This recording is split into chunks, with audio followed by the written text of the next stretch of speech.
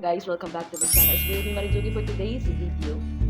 So syempre naisipan kong mag-vlog. Ibang bigas ko. So naisipan ko siyang mag-vlog ngayon. Gusto ko lang siyang i-share. So hindi ko talaga sana itong balak na i-share ko this content. Sa channel, sa upload ko lang video sa aking channel dito sa YouTube. So hindi ko na share. So ito lang sa aking YouTube channel. So gusto ko lang siyang i-share. Actually, hindi ko sana ito siya i-share. But I want to share this na syempre yung mga naranasan ko sa boarding house. Diba nakataya ako ng boarding house is 2 years. So hindi ko pinento doon kung ano yung mga karanasan ko doon. So nung pinakita ko na sa vlog ko, nagtulad ako ng work routine, ng morning routine, nag-cleaning ako. Diba yung mga ilang ko, nagluto ako, diba yun lang. So wala talaga akong i-share. Yung first experiences ko, wala akong i-share. Isa-isa. So hindi ko talaga sana itong balak i-share. Pero naisipan ko ngayon na gusto pala talaga i-share ito kasi syempre may ibang naranasan dito. Basta nag-work ako. Gusto ko i-share.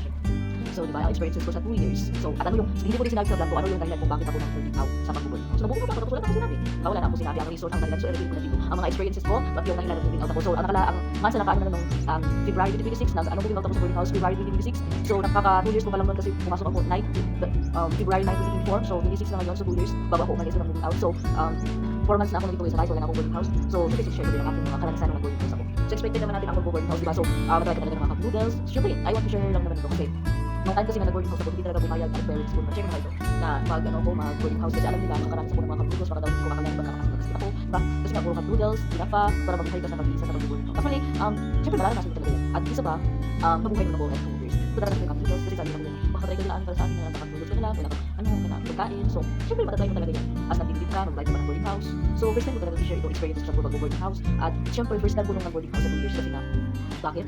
Kasi dahil sa trabaho, di ba? Para mas malapit ako sa mall. Kahit anong distance pa siya sa akin boarding house, at least, wala lang, hindi yung ang layo pa, tapos pagod ka na, di ba? Magtrabaho ko pa nung sa opener, beach shift closer, tapos slow closer, alas 10 na mag-out, tapos dating ako ng boarding house, mga alas 11, kasi malapit na din siya. Pero pag malayo ako noon, ang susunod akong dating, di ba? So, binili ko talaga siyang boarding house. At saka isa pa experiences ko to become a woman, adult life, ganyan. So, ang experiences ko sa first day ko, kasi gusto ko talaga, ayaw talaga ng parents ko noon, kasi hindi talaga ako nag-try ng boarding house. Kasi sa school, sa city, at saka dito, so nag-ano na ako, 1 commute, hindi ka sa city, umuwi ako sa first time talaga, kasi hindi ko naman independent, buong kasi just long hindi ko pa talaga try ng boarding house. So, nang na-try ko na, kasi asabi ko kalagwag, pero talagang para sa trabaho. Hindi na ako nag-boarding house noon dahil oo nga, last year ako gusto ko mag-experience sa independent woman, diba? So, syempre para sa trabaho, di ba, para mas malapit ako, hindi umuwi ako gabi na, pagod pa, ganyan, balik ng pagkain, tapos ang layo pa. So, may mga dahilan talaga. So, time na talaga noon na maka-experience ako ng pag-boarding house at pag-experience sa matupad na independent ko. So, sinabi ko na sa pag-moving out ko na, ito na talaga tapos natin, independent woman era, living alone, ganun. Pero hindi ko sinabi doon kung ano dahilan kung bakit ako nag-decide. So, 4 months, ano na ngayon, June na di ba ngayon sa papanood ko ngayon, so June na. So, last moving out ako is February, so March, April, May, June ngayon. So, ano na, 4 months pa ako to kasi ayaw ko talaga kasi nga, may mga bagay na ipaparty ko sa sarili ko. Pero when I decided to share my experiences. So, syempre, di ba, alam mo nung first time ko ng boarding house, walang takot sa sarili ko kasi nga, gusto ko matry na independent woman. Pero, syempre, yung mga, ano talaga akong isang pag boarding house ako. Una, may nakalaban akong owner ng boarding house. Bakit ito i-share? May nakalaban akong owner ng boarding house. Pero alam ko naman kasi na pag approach kasi siya is para siyang feeling ko galit. Siguro ang respond ko din para din akong galit siya. Pero wala na kang ano kasi nga parang hindi lang talaga kami nagkakaintindihan. Kasi mukha ka lang niya parang, syempre nga, ganyan kasi parang ganun mo galit. So syempre, yun. Una, may nakalaban ka akong owner. So yun yung experience ko. Pero ayaw ko sabihin ko yung mga dahilan kasi it's privacy, it's my own. At hindi ko siya i-share dito kung ano nag-awal ka ng owner ng boarding house. Pero yung sabi mo ng boarding house, hindi yun, ibang boarding house. Pero ayaw ko siya i-share. Yun lang, tao lang. So like, wala kami understand with each other. Yun lang yung short na. So, ang boarding house ako wala akong takot kasi kailangan ko talaga yung hindi na trabaho ka, yung experiences mo pa na pag-boarding house, nag-live mo pa, so mga talaga nakapagod kasi ito yung mga napanood before. Nagluto ako, nabili ako sa ganitong series. Hindi ko yung experiences sa buong pag-vlog ko, yung hindi ako ng boarding store.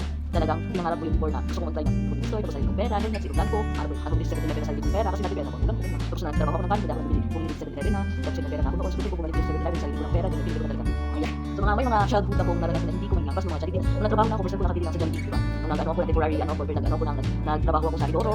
Natry ko yung temporary, tapos messenger. Temporary with messenger, nagtrabaho ako. Natry ko mag-ano sa Anidoro. Tapos yung sakot, parang pinanood yung mga live vlog ko pa. So syempre, gusto ko sa sarili ko pera na kaya sa Jollibee kasi hindi ko yung experience ko. Baga, naano na yung inner child ko. Yung mga experiences ko dito dati, pero hindi ko share. Yung mga bagay na ibang, mga bagay na mga nagawa ko dati, nakain ko. Hindi ko talaga experiences yun, nakapagdaw sa ko sa inner child ko. Nagawa ko siya. Kasi talaga gusto ko mag-vlog kung sa sarili ko. Pira ako mag-upload ng store, sa Jollibee, rest days, nangarap ko dito. So yung mga experiences sa pag-boarding house, kasi ito sa ito talaga yung ano ng title ng vlog na ito, reviews, experiences ko sa pag-boarding house sa 2 years. Kasi gusto ko siyang share kung anong dahilan kung bakit ako nag-boarding house. Kasi 4 months na natanong pero hindi ko share kung anong dahilan. So una, nung nag-try ako ng boarding house, wala akong padlock. Kasi akala ko provided na yun ng owner. Kasi syempre nag-boarding house sila tapos walang padlock, di ba? Yun nga yun eh, yung problema. Akala ko kasi, napagdating ko doon, ako pa pala yung mag-provide ng padlock. Wala pa akong pera kasi kakastart ko pala trabaho sa mall. Alam mo yun? Ang ginawa ko doon, wala akong padlock pero naka-open. Akala ko mawawala na yung galit ko. Kasi nga nagtrabaho ako tapos wala akong padlock sa boarding house. Pero awa ng Diyos, walang ano naman. Kasi akala ko, first ko akala ko provided na yung owner. Pero provided ko pala. Doon yung problema. Pero nakabili na ako ng padlock is yung naka-first ako, bumili talaga ako. Hindi ko kasi alam na bumalik ko pala. Sana nasabihan ako na ako pala yung bumili ng padlock kasi syempre matanda yung owner. Dalawa sila na, matanda na sila. So, nabili ko yun. Tapos akala ko yung mga sila sa bahay, hindi ko na lang nagawa. Kasi actually yung naboarding house ko kasi is, mga nag-boarding na, ang mga nag-review, nag-boarding sa, tumutulo talaga yung ano niya, isang, alam mo naman, na boarding house doon, sabi, yung mga gamit ko sa pag-boarding house, kasi yung mga gamit ko din, sa akin ko, ano din ba tumutulo, medyo tumutulo naman siya, pero sinabi ko lang na walang tumutulo. Pero basta talaga yung mga ano niya sa pag-boarding house niya, yung mga gamit niya, sabitas na ano talaga, kasi matagal na kasi yung boarding house niya, hindi ba, pinaalis ang dalawa, ay yung owner na matatanda.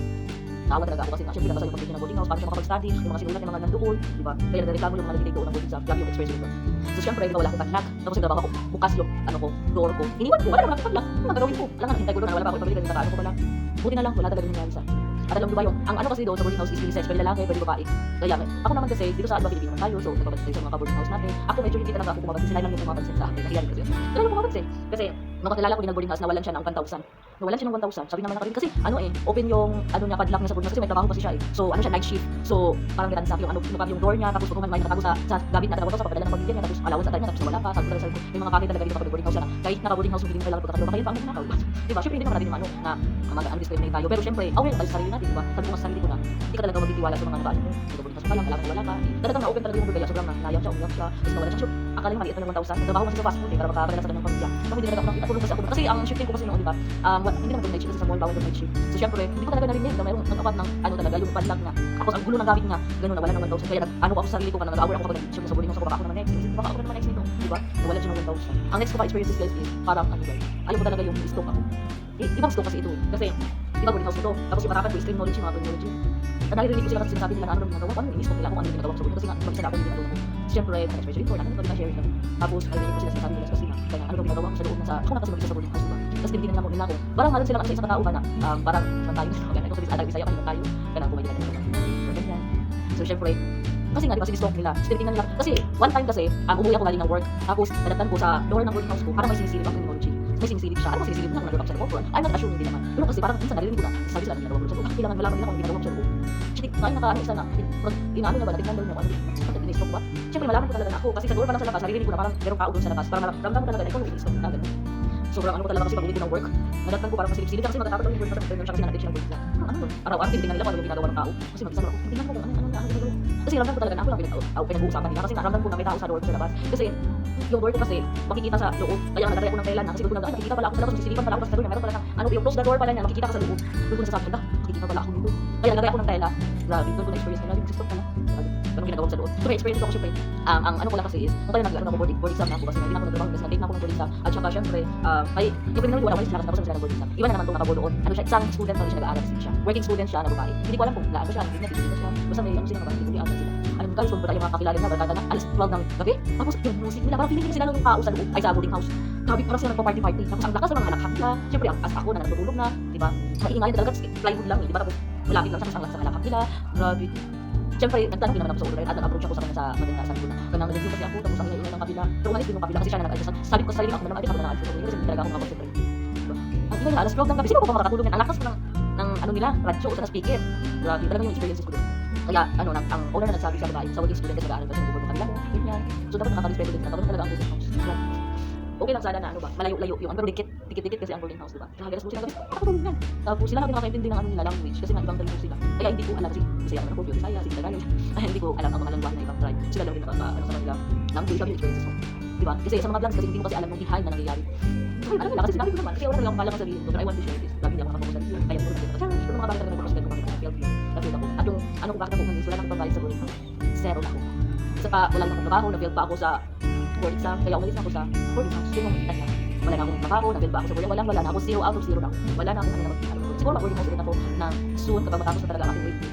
Sa aking mga ginagawa transaction na tagger na naman ito. Babalik na siguro mag-boarding house kapag may trabaho na ako. Para another experiences naman. Kasi share ko sa inyo experience sa boarding house ko. Grabe. Hindi na lang hindi ako nanakawan. Hindi wala akong masyadong tiwala. Ako close na ka-boarding ko kasi away lang sa sarili ko. Na baka manakawan ko. Kaya tinadala ko yung pera ko diba? Kasi maiwan. Tapos i-open yung door. Ganun talaga siya. Ang nakakatakot din kasi na boarding house guys yung ano. Yung hanggang umaga hindi mo na lang ang door. Baka sino pumasok, sino ang nanakawan sa phone, pera, ganyan. So nag-away na ako ng lock ko din yung door ko. Yung pag-lock niya sa loob. Bago ko na so ayun na ang mga share ko sa experiences for revelation experiences. Kaya sa mga first time, nagbabalak ko first time. Kasi tapos i-check ko doon pero ngayon share ko kasi. Ano ko lang yung nakasama. So thank you so much for watching guys. See you sa next vlog. Bye!